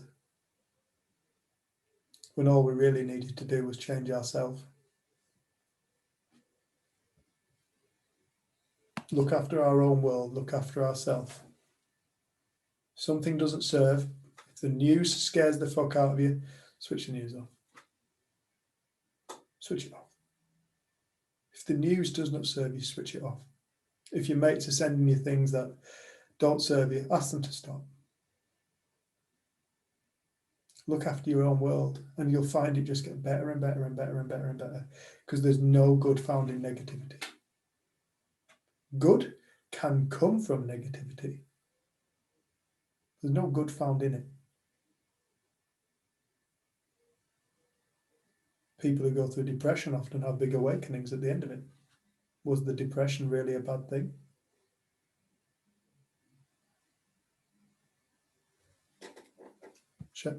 Kelly.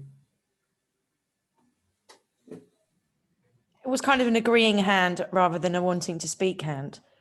Yeah, you can be going through something really that feels really negative and really troubling, and you come out the other end and it's like, oh, we're supposed to be having that. That was a journey for me for a bit. I was listening to Jay Shetty and Dr. Joe Dispenza, and they were talking really specifically about what you've just said, and it was really interesting. And listening to the talk, I'd recommend listening to it. Just gave a really sort of nice feeling.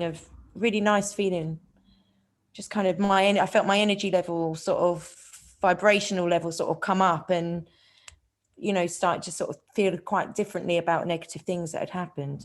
And I can have phases feeling like that anyway. But sometimes I get caught up and forget. So it was quite nice sometimes to have these talks and to listen to those things and to be reminded of them, because sometimes we do just get caught up in all the little waves. Yeah, absolutely. It's just nice. It's just really nice to have the community group and listen again, have a little boost. It's for you all to be reminded, it's for us to remind ourselves. Because there's nobody who is immune to the illusion. We'll all get caught up with it. Jesus Christ threw over all the tables of the moneylenders. He got fucked off. He saw the injustice in it and he acted on it. I'm sure he didn't have that much regret either.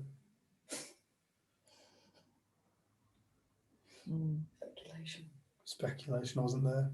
Maybe it was, I don't know. I think you have to kind of get caught up in it sometimes to realise, to come out the other side and realise you just got caught up in it, and what a fantastic and what a massive spectacle it is, and it does an amazing job, and then you come out the other side, oh wow, that was a big spectacle I just got involved in. So nice to be out the other side again. Oh, you just got blinded. Wow.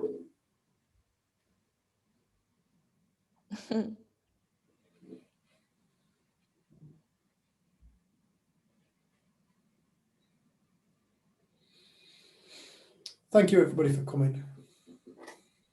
Xander, lovely to meet you, mate. At 1 minute 2, it was just Xander in the waiting room and us. And we're like, is it going to be just a very intense session for Xander? Other people dropped in. Yeah, no, thank you, everybody, for joining us. Rusty's trying to bury himself in a plastic bag. I'm trying to stick my head in this plastic bag, and I'm going to just tie it tight around my neck. I am so sick of listening to this bollocks.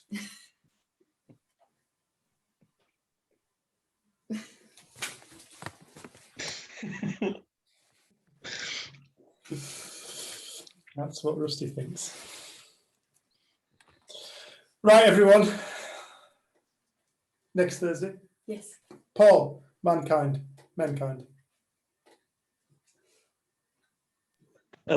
Sorry, am I supposed to be really kind and not do a plug like you did last night when I offered the opportunity? No. Should I just say no? No, I'll be selfish and I'll take the opportunity. Thank you. Good. Yeah, sorry, I'm waffling. Just excited all the time about it all. I'd like to open it up to anyone to please join my Menkind kind of a social group on Facebook. It's all the details on Facebook, and I've got a WhatsApp group where I'll send out the details. But it's on Wednesdays. Is men only, because that's where my big passion is. Because I know men are the ones who really do dwell in all of the bullshit of ego massively about not talking, and it causes a lot of trouble that's unnecessary. And because of all the feedback I've had recently from women, sadly, there was a couple where it was from partners who'd killed themselves. I thought I couldn't ignore it, so I've opened up to do 2 nights a week now. So it's Wednesday night, 7 o'clock, men. Friday night, 7 o'clock is called All Kinds, and it's open to absolutely anyone to come along and have just a informal chat. Some of it's around the 3 Ps, but generally those parts of the talks aren't from me, because I don't know enough about this to kind of try and educate people. I'm happy just to open it up, just to have a good free for all and have a really good laugh around absolutely anything that's going on in people's lives. And I find it helps. So You can talk about Kiki throwing up even. I can talk about that, yeah. Kids throwing up. Yeah, Kelly, that's absolutely fine. I mean, if I'd had children, they would be brought up better and they wouldn't be thrown up. But luckily, I haven't put that on the world. I haven't got children. I didn't push that on anything. So I was just going to say, if you try and find Paul's group on Facebook, it's men-find. yes, thank you. It is. Because it took me a while to find it. Yeah. I would found- just say, see, me being common and all, I would just said men/kind or dash, but yeah, it's a hyphen. Thank you. So yeah, that's my plug. I really appreciate it, and I'd love anyone to come along. Dave was on last night on the chat, and he's been on a couple of times. Jenny's been on, Kelly's been on, and I think it's a good laugh. We have a laugh, but a laugh around serious things. So it's the best way to listen, I think. And does everybody get their guns out when the sun's out?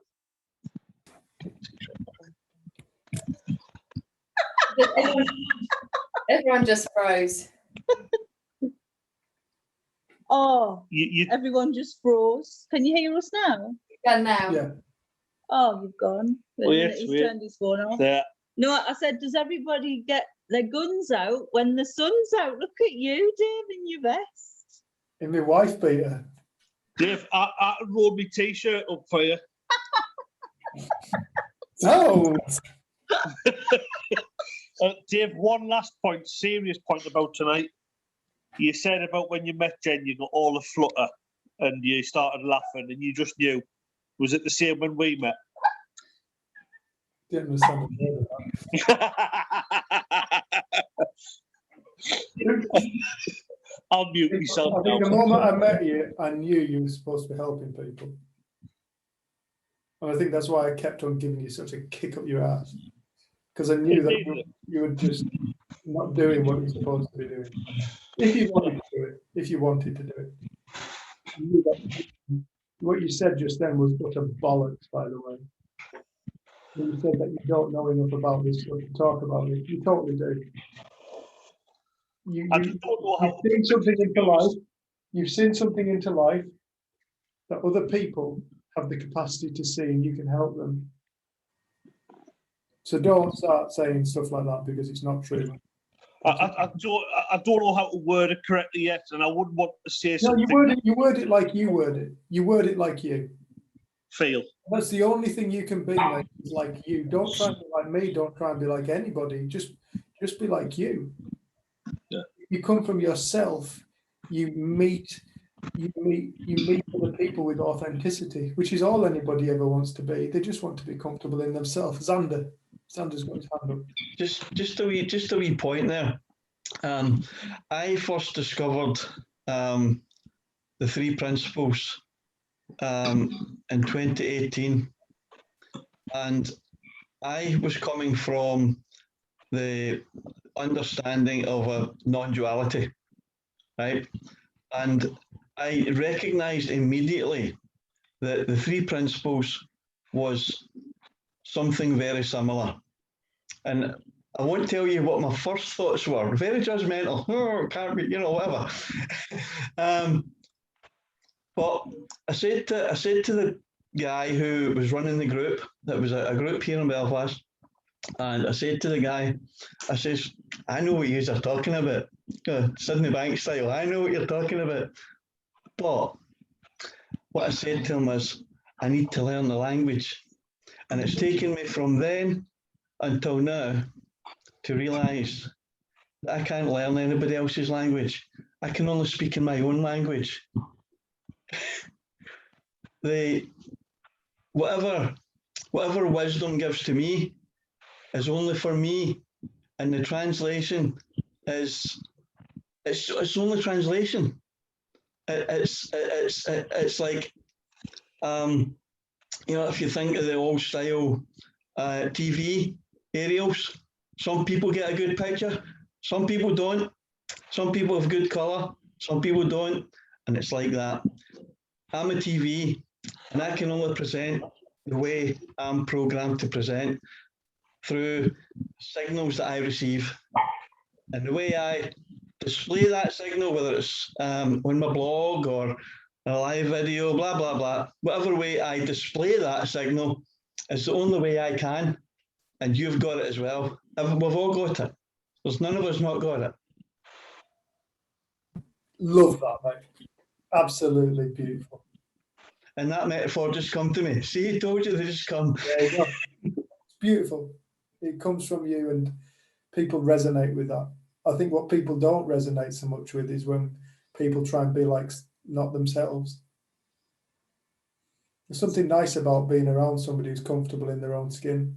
That's all anybody ever wants to be, is comfortable in their own skin. It's like your mum says, why do people put on a mask to meet the mask of others? Why do people meet ego with ego? Take the mask off. Be yourself. Speak your own truth. Speak the magic that woke your heart up. Speak from that. Because it's not even in the words, dude. You know this. It's not in the words, it's in you. What woke up in you was you. It wasn't the words. It wasn't the retreat. You did it. Can I just say something else? Imagine a rose or a dandelion growing in your garden and saying, I don't know how to be a rose. Or a dandelion saying, I don't know how to be a dandelion. Fuck off. Doesn't know how to be a that. You know, it's what you are, you know, and we're all that. Beautiful. I love that. Thank you, everybody. Menkind, Wednesday. Men-kind on Facebook, Wednesday. All kinds. Is it all -kinds? No, it's still under Menkind because I need to set up another page. So it's all on Menkind. It's just the 2 separate nights, but I will be setting a page up for that. But Heidi's messaged us. So Heidi, I'll send you a link. I'll send you a link straight on WhatsApp if you're on Dave and Jen's yeah, put it on that WhatsApp group. I can send it to you that way if that's all right. Thank you. Cool. Pleasure. I'm going to shoot off now. Hey? So, sorry, I was just saying I'm going to shoot off now. Yeah. It's nice meeting you all. Thank you. Thank you. Hopefully I'll be able to trace back to where I found this and get back and maybe see you again on another. Is it every Tuesday and Thursday, did you say? Just Thursday. This community group's every Thursday, 7 o'clock. Right. And what's the name of the is it through a Facebook page or a website or Freedom Thinking. Yeah, freedomthinking.co.uk is the website, and on Facebook it's Freedom Thinking. But I always post on the 3 Principles of Mind, Conscious of Thought, and 3 Principles webinars, conferences, etc. And on Freedom Thinking. it's from one of them that I've got the link in the first place. So I'll trace it. I'll trace you. I'll find you. I'll find you both. All right. Cheers. Good night. Hey, loads of love to everybody. Mwah. And thank you for a lovely evening. Bye. Bye, everyone. Bye. Thank you. Thank you. Bye, everyone. Bye.